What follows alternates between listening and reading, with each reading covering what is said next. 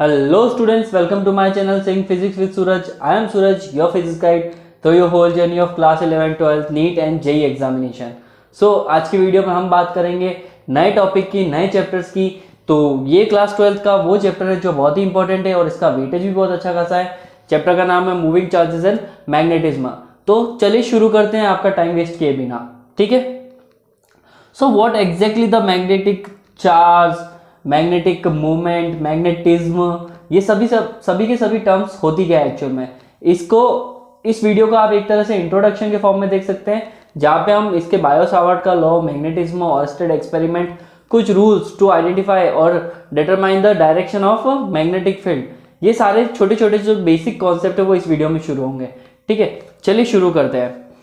When an electric current is passed through a conductor, then a magnetic field is introduced. किसी भी conductor के अंदर से जब एक इलेक्ट्रिक चार्ज पास होता है, in the sense electric charge move होता है, तो वहां पे सबको पता है कि वहां पे क्या होता है, करंट जनरेट होता है। लेकिन साथ साथ में there is a invisible force और invisible field known as the magnetic field, वो भी साथ में जनरेट होता है, ठीक है। तो उसी के बारे में ये दे रखा है कि when electric current is pass through a conductor the magnetic field is produce around it. तो उस कंडक्टर के आसपास में मैग्नेटिक फील्ड क्रिएट हो जाता है, राइट।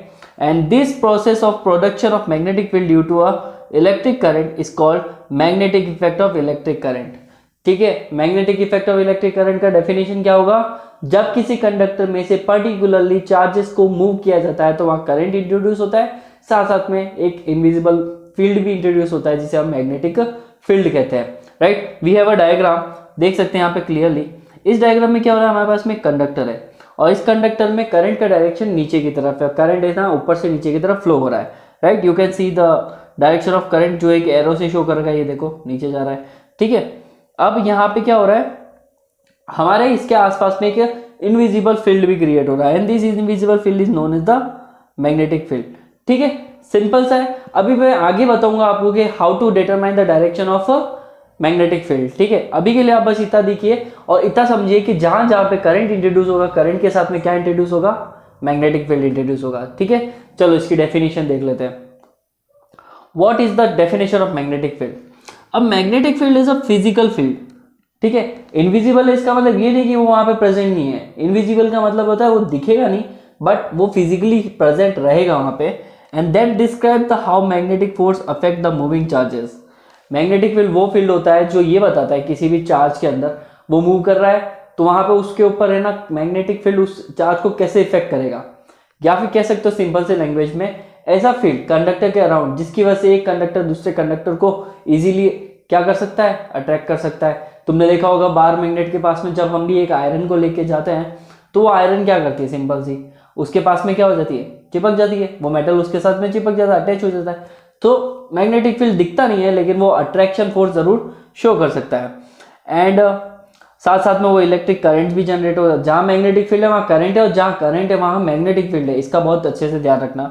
और मैग्नेटिक मटेरियल्स को भी वो अपने आसपास में क्या कर सकता है, अट्रैक्ट कर सकता है, राइट। जैसा कि तुम ये देख सकते हो एक यू शेप का हॉट शू मैग्नेट है और हॉट शू मैग्नेट का मैग्नेटिक फील्ड इसके आसपास की ये फील्ड लाइन शो कर रही है, ठीक है। सिंपल है, ठीक है। आगे बढ़ते हैं। First point, the source of the magnetic field is electric current. Main question है ना आप लोगों का कि भाई ये चार्ज तो ठीक है बट सोर्स क्या होगा मैग्नेटिक फील्ड का। मैग्नेटिक फील्ड का सोर्स जो होता है वो करंट होता है। अगर करंट है तो मैग्नेटिक फील्ड है, करंट नहीं है तो मैग्नेटिक फील्ड नहीं है, ओके। और मूविंग चार्जेस, अब ऑब्वियसली करंट जहां होगा वहां मूविंग चार्जेस तो होंगे ही ना। तो ये दो सोर्स जो होते हैं current and moving charges are the main source of the magnetic field. इसका ऐसा यूनिट होगा टेस्ला, ऐसा यूनिट इज टेस्ला। एंड दूसरी ऐसा यूनिट इसकी वेबर पर मीटर स्क्वायर, और तीसरी ऐसा यूनिट हम ले सकते हैं newton upon ampere multiply by metre. तो कह सकते हैं न्यूटन पर metre multiply by, sorry newton पर ampere multiply by metre. So slip of tongue हो गया थोड़ा सा।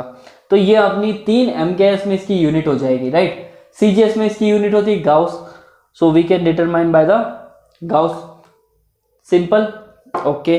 सो what is the value of 1 gauss, 1 gauss is equal to 10 to the power 4 tesla, and in simple word 1 tesla is equal to 10 to the power plus का 4 Gauss, है ना। हम इसको ऐसे लिख सकते हैं ना, सिंपल सा है, 1 tesla equal to 10 to the power 4 G, ठीक है। This is the value of magnetic field, MKS का सीजीएस में, सीजीएस का एमकेएस में वैल्यू है।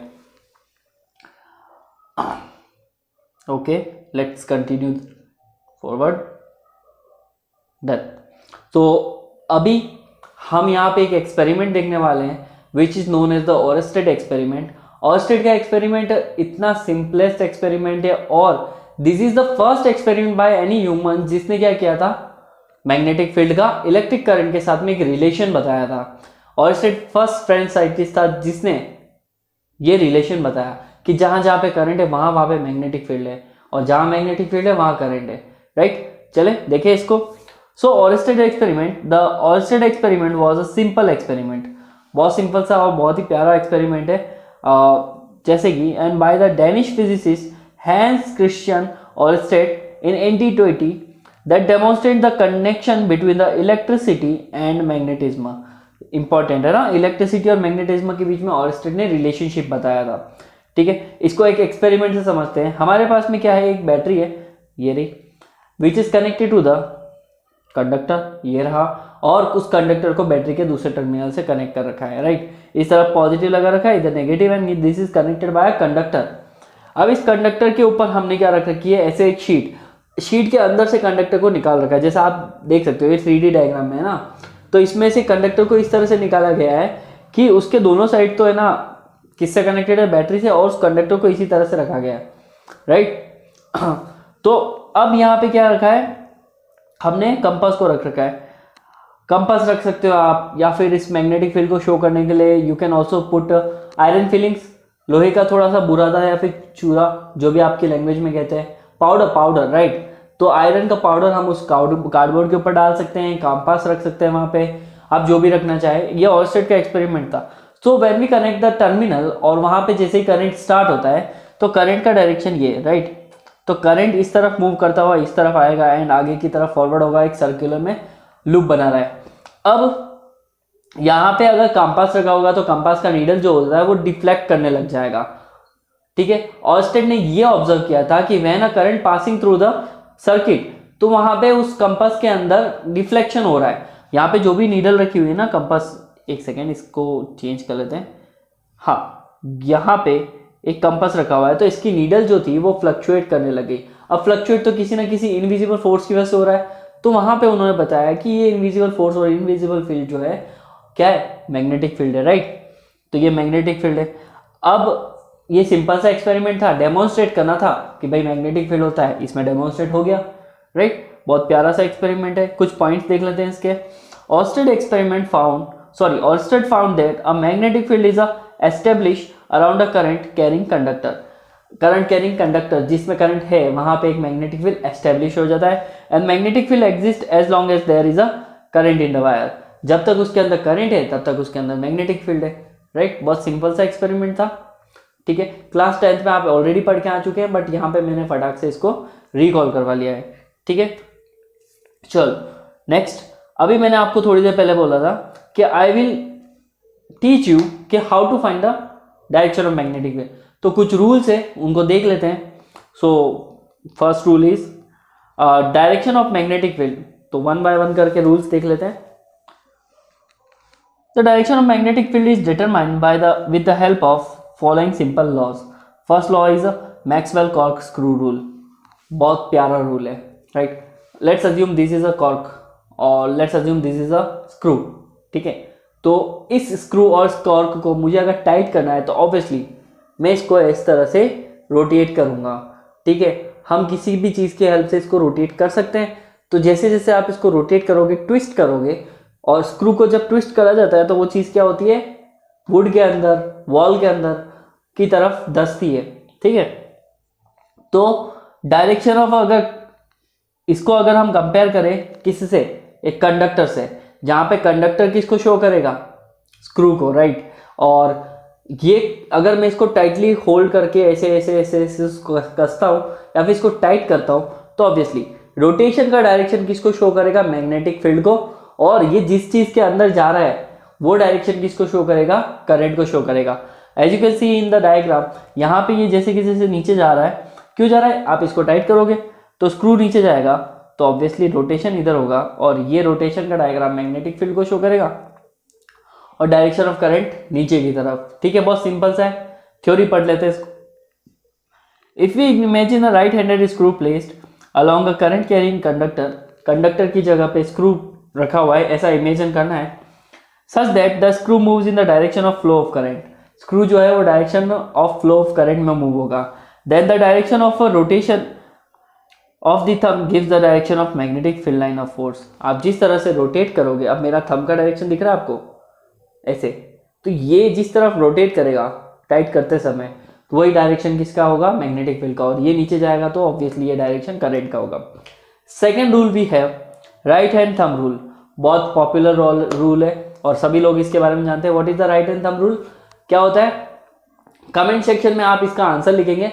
अगर बोर्ड में अगर क्वेश्चन आ जाता है explain the right hand thumb rule, तो मुझे बताओ कि कैसे एक्सप्लेन करोगे, सब अपनी अपनी लैंग्वेज में रखना, और मैं देखना चाहता हूँ कि कीवर्ड्स कैसे यूज करते हो आप। ठीक है, चलो तो कंडक्टर लेते हैं, इसको समझते हैं, इसको क्या होता है right hand thumb rule. Conductor का डायरेक्शन, ये पॉइंट जो है वो कंडक्टर में करंट का डायरेक्शन शो करेगा, और मैं इस कंडक्टर को राइट हैंड से होल्ड कर लूँ तो मेरा थंब शो करेगा करंट के डायरेक्शन को, and curled finger will show the direction of a magnetic field. So this is the right hand thumb rule. आपका थंब शो करेगा करंट को और fingers will show the direction of a magnetic field. बहुत सिंपल सा है। ठीक है, सो ये डायग्राम में भी ऐसे ही दे रखा, देख लो। Right hand thumb rule, current show करेगा ऊपर, क्योंकि ऊपर की तरफ आपका पॉइंट हो रहा है, थंब भी ऊपर, और फिंगर्स जिस तरफ कर्ल हो रही है वो मैग्नेट। अच्छा, करंट उल्टा कर दूं तो thumb will show the direction of current, अब मेरी फिंगर्स इस तरह से, तो ये मैग्नेटिक फील्ड को शो करेगा। प्यारा रूल है। चलो आगे देखिए, मेन और बढ़िया सा इंपॉर्टेंट टॉपिक आने वाला है जिसका नाम है बायो सावर्ट लॉ, उसे भी देख लेते हैं हम। Bio Savart law, what exactly the Biot Savart law? Biot Savart law actual में डिटरमाइन करता है या फिर फाइंड करता है क्या, किसी भी कंडक्टर से पर्टिकुलर पॉइंट तक की डिस्टेंस पे अगर कोई पॉइंट रखा हुआ है वहां पे मैग्नेटिक फील्ड कितना है। मेरा कंडक्टर ये रहा, इससे इतनी डिस्टेंस पे अगर मैग्नेटिक फील्ड अज्यूम करना है, पता करना है क्या है, तो हम बायो सावर्ट लॉ की हेल्प से इजीली फाइंड कर सकते हैं। यहाँ रखा हुआ है, यहाँ रखा हुआ है, यहाँ पे अलग अलग जगह पे अलग अलग हमको पॉइंट्स है, उन पॉइंट्स के लिए मैग्नेटिक फील्ड अगर फाइंड करना है तो we can use by the Biot Savart law. चलो शुरू करते हैं। सो मेरे पास में करंट कैरिंग कंडक्टर है, ये आपको डायग्राम में दिख रहा है, एंड इसको हमने किससे शो कर रखा है, एक ब्लैक वायर से शो कर रखा है। ऐसा समझो कि एक काला तार है जिसके अंदर से क्या फ्लो हो रहा है, करंट फ्लो हो रहा है। ठीक है, अब यहाँ से करंट आ रहा है, करंट आ रहा है, और ए पॉइंट टू बी पॉइंट, ये इस तरह से मूव करता है, ए टू बी करंट हमारा फ्लो हो रहा है। मैं डायरेक्शन लिख देता हूँ, करंट किधर जा रहा है, ए से बी जा रहा है।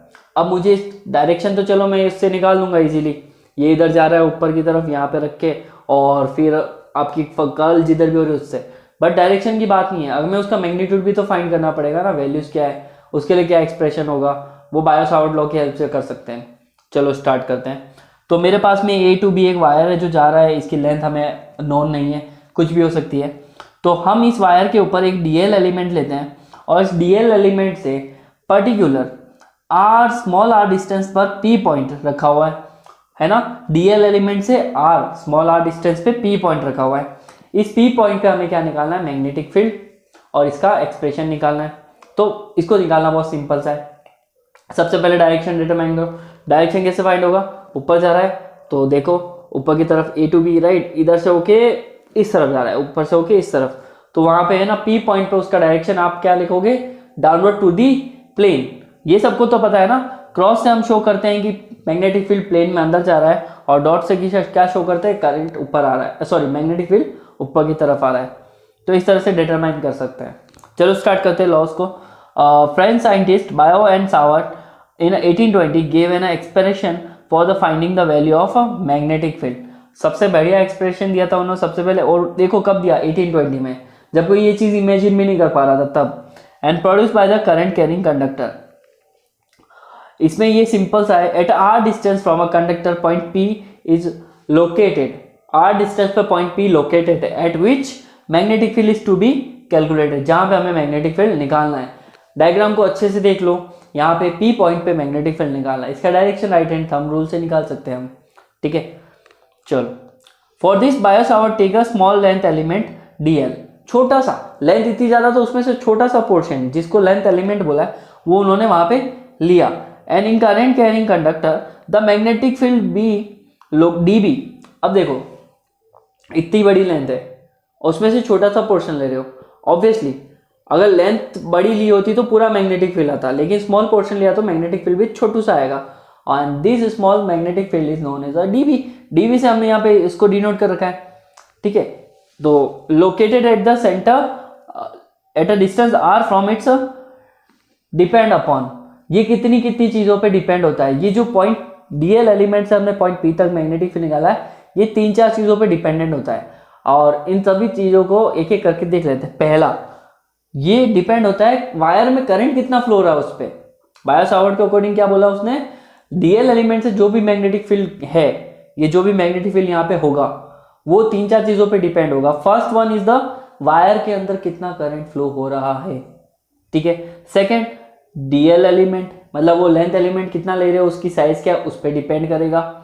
तीसरा, it will dependent on the sine ratio of the theta.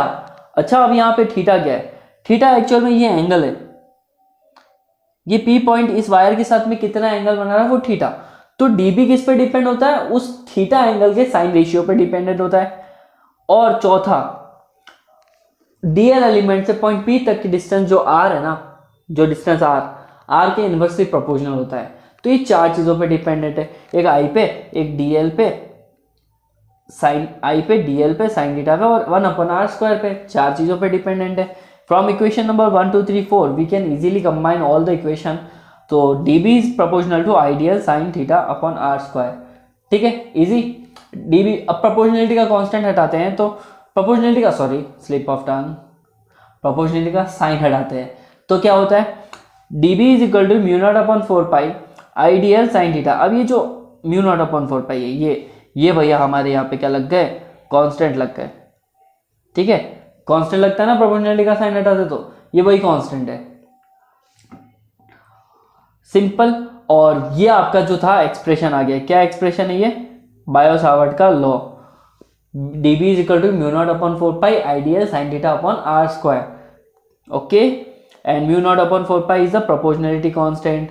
μ0/4π की वैल्यू कितनी होती है, वो होती है 10⁻⁷ न्यूटन पर एम्पियर स्क्वायर, न्यूटन पर एम्पियर स्क्वायर होती है। सीजीएस में इसकी वैल्यू इतनी कुछ खास नहीं होती है, वो 1 कंसिडर करी जाती है। तो सीजीएस में इसकी वैल्यू क्या है, 1। μ0/4π इंटू 10 μ0/4π की वैल्यू 10⁻⁷ होती है। वेक्टर फॉर्म में है ना, देखो वेक्टर फॉर्म में बनाना बहुत ईजी है। करंट जो है आई और डीएल, इनके साथ में साइन थीटा लग रहा है, तो आईडीएल का क्या हो जाएगा, क्रॉस। तो हम ऐसा लिख सकते हैं, μ0/4π तो कांस्टेंट था कि नहीं था भैया, आई डीएल, और डीएल वेक्टर है उसके साथ में हम बना सकते हैं इजीली। चलो अब यहाँ पे आर है ना, इसको यूनिट वेक्टर भी ले सकते हैं। तो this is a vector form of a what, this is a vector form of what, Coulomb's law, sorry Coulomb's law नहीं, Biot Savart law, Biot Savart law का ये वेक्टर फॉर्म है, ठीक है। डीएल और आर हमारा वही डिस्टेंस जो था हमारे साथ में, उसके साथ में कहाँ गया, ये इस डिस्टेंस का क्या होगा, यूनिट वेक्टर भी तो होगा, इस डिस्टेंस का क्या होगा, यूनिट वेक्टर भी होगा, okay. So μ0/4π Idl cross r unit vector upon r², ठीक है। ये वेक्टर फॉर्म आ गया हमारे पास में। Note the direction of DB will be perpendicular to the plane of a line element DL and r. DB का जो भी डायरेक्शन होगा डीएल और आर के हमेशा परपेंडिकुलर रहेगा, और वो किसी और एंगल पे भी हो सकता है, लेकिन वेक्टर फॉर्म में परपेंडिकुलर रखते हैं हम। Special cases, ideal sine theta. अब साइन थीटा एंगल है ना, मेरे पास में वायर है, इस वायर के साथ में वो एंगल ऐसा बना है, ऐसा बना है, ऐसा बना है, ऐसा किधर, मतलब वो पॉइंट कहीं पे भी हो सकता है, तो एंगल्स वेरी कर सकते हैं। तो 1-2 केसेस रख लेते हैं। अगर थीटा की वैल्यू 0 है, करंट ऊपर जा रहा है और आपका थीटा एंगल भी ऊपर ही है, तो थीटा इज इक्वल टू 0, तो साइन 0 कितना होता है, 0। तो हमारे पास में डीबी की वैल्यू क्या आ गई, 0। क्यों, देखो ना, डीबी जो होता है अपने पास में μ0/4π Idl sine theta by r², right. Sine की वैल्यू ही 0 है, तो पूरी टर्म 0 नहीं होगी, तो डीबी इज 0। फिर अगर वो उसके साथ में 90 बना रहा है, तो थीटा 90 ले लेंगे हम, और साइन 90 की वैल्यू क्या होती है, 1। तो formula will be converted into this, dB is equal to μ0/4π Idl upon r square. So ये दूसरा केस था, बहुत ही सिंपल सा था। ये जो हमारे पास में केस है, ये किसका केस है? दो केसेस किसके हैं? बायो-सावर्ट लॉ के। चलो नेक्स्ट, इससे हम एक डेफिनेशन निकालते हैं और वो डेफिनेशन होगी 1 एम्पियर की। 1 एम्पियर करंट कितना होता है? तो डेफिनेशन ऑफ 1 एम्पियर, अगर DL length element 1 metre consider करो, साइन थीटा की वैल्यू में 1 है, रेडियस मतलब वो जो डिस्टेंस है उससे पॉइंट से वो भी 1 है, और डीबी की वैल्यू अगर 10⁻⁷ है, तो वहाँ पे करंट कितना होगा? 1 एम्पियर हो जाएगा ऑटोमेटिकली। और इन सभी चीज़ों से हम डेफिनेशन लिख सकते हैं 1 ampere current is a current which produces 10⁻⁷ weber per metre square magnetic field. इतना मैग्नेटिक फील्ड बना रहा है और उससे centre of a circle of radius कितनी है? 1। उससे लेंथ एलिमेंट की लेंथ कितनी है? 1 मीटर, और एंगल 90 बना रहा है परपेंडिकुलर। तो ऑब्वियसली वहाँ पे जो करंट फ्लो होगा उसकी वैल्यू क्या होगी? 1 एम्पियर होगी। ओके, और 1 एम्पियर की वैल्यू अलग अलग हो सकती है, जैसे कि 1 ampere is equal to 10 EMU। ठीक है, EMU आप पूछोगे क्या होता है? It is a electromagnetic unit, full form. ठीक है, 1 एम्पियर की 10 EMU के बराबर वैल्यू होती है। 1 मिली एम्पियर की 10⁻³ एम्पियर के बराबर होती है, और 1 माइक्रो एम्पियर की 10⁻�6 एम्पियर की। ये -3 और -6 एम्पियर जो है वो काफ़ी स्मॉल करंट्स है। इनको डिटेक्ट करने के लिए हम गैल्वेनोमीटर की हेल्प ले सकते हैं। ओके, अब थोड़ा सिमिलरिटीज पे और डिफरेंसेस पे चले जाते हैं। चैप्टर 1 में जो हमने कूलॉम्स लॉ पढ़ा था और बायो-सावर्ट का लॉ यहाँ पे पढ़ रहे हैं, दोनों में कुछ सिमिलरिटीज है और दोनों में कुछ डिफरेंसेस है। उन सभी डिफरेंसेस और उन सभी सिमिलरिटीज को देख लेते हैं। तो पहले सिमिलरिटीज पे पहुंचते हैं। First, what are the similarities? Current element I dl जो होता है वो मैग्नेटिक फील्ड को प्रोड्यूस करने के लिए इंपॉर्टेंट होता है। इन द सेंस करंट और आइडियल लेंथ, मतलब कि लेंथ में करंट फ्लो हो रहा है, तो सीधी सी बात है मूविंग चार्ज की वजह से क्या होगा? Magnetic field. और उस तरफ क्या था? स्टैटिक चार्ज जो है वो मैग्नेटिक इलेक्ट्रिक फील्ड को क्रिएट कर रहा था, मतलब चार्ज क्रिएट कर रहा है, चाहे वो मूविंग हो या फिर स्टैटिक हो। Second, similar to the point charge element produce the field which is inversely proportional to the square distance. वहां पे F = 1/r² पर डिपेंडेंट था, यहाँ पे dB जो है वो भी 1/r² पे डिपेंडेंट है। दोनों में ये सिमिलरिटी है। Both laws are the long range, दोनों की डिस्टेंसेस काफ़ी दूर तक हो सकती है। And for the both laws principle of superposition is valid. वहाँ पे आप F1 + F2 F3 F4 जितने भी फोर्सेस सबको एक साथ एल्जेब्रिक सम कर सकते थे। यहाँ पे भी आप dB1 dB2 dB3 B1 B2 B3 और ये सब इजीली कर सकते हो, क्योंकि यहाँ पे भी सुपरपोजिशन का प्रिंसिपल वैलिड है। अब डिफरेंसेस पे पहुंचते हैं। What are the differences? First, current I dl is a vector quantity. Current I dl जो होती है वेक्टर करंट हमारा वेक्टर नहीं है, लेकिन डीएल है ना, आइडियल के साथ में मिलके ये जो एलिमेंट बना रहा current element, it is a vector quantity और having the direction in the direction of current. जिधर करंट जा रहा है उधर उसका डायरेक्शन होता है। अब बात समझा देता हूँ। करंट है स्केलर, लेकिन अगर इसको लेंथ एलिमेंट करंट एलिमेंट ले लेते हैं, ये वेक्टर बन जाता है। ठीक है, वेक्टर क्यों बन जाता है? क्योंकि इसमें क्या है? डायरेक्शन है, करंट के साथ साथ ये जा रहा है। और चार्ज जो होता है वो स्केलर होता है। तो ये पहला डिफरेंस। एक डिफरेंस और है, produce magnetic field depends on the angle between. यहाँ पे dB is proportional to sine theta है, लेकिन वहाँ पे कोई भी साइन थीटा और कोई भी एंगल का तुक ही नहीं बनता, वहाँ पे कोई उसका वैल्यू ही नहीं है। करंट मतलब कि हम कह सकते हैं इलेक्ट्रोस्टैटिक फोर्स में कहीं पे भी एंगल की तो कोई वैल्यू नहीं है, एंगल से कोई फॉर्मूला भी नहीं बन रहा है। तो ये डिफरेंस सेकंड हो गया हमारे पास में। ठीक है, आई होप आपको ये सभी समझ में आए होंगे। आज के टॉपिक में हमने क्या क्या पढ़ा एक बार रिकॉल करवा देता हूँ फटाक से। हमने सबसे पहले पढ़ा है मैग्नेटिक फील्ड। मैग्नेटिक फील्ड कैसे प्रोड्यूस होता है। मैग्नेटिक फील्ड के बाद में हमने ऑयस्टेड एक्सपेरिमेंट पढ़ा था, उसके साथ में डायरेक्शंस कैसे फाइंड किए जाते हैं, बायो-सावर्ट का लॉ, एंड उस पर स्पेशल केसेस पढ़ के हमने सिमिलरिटीज और डिफरेंसेस भी पढ़े। आई होप आपको ये वीडियो अच्छी लगी होगी। ठीक है, तो आज के लिए इतना ही।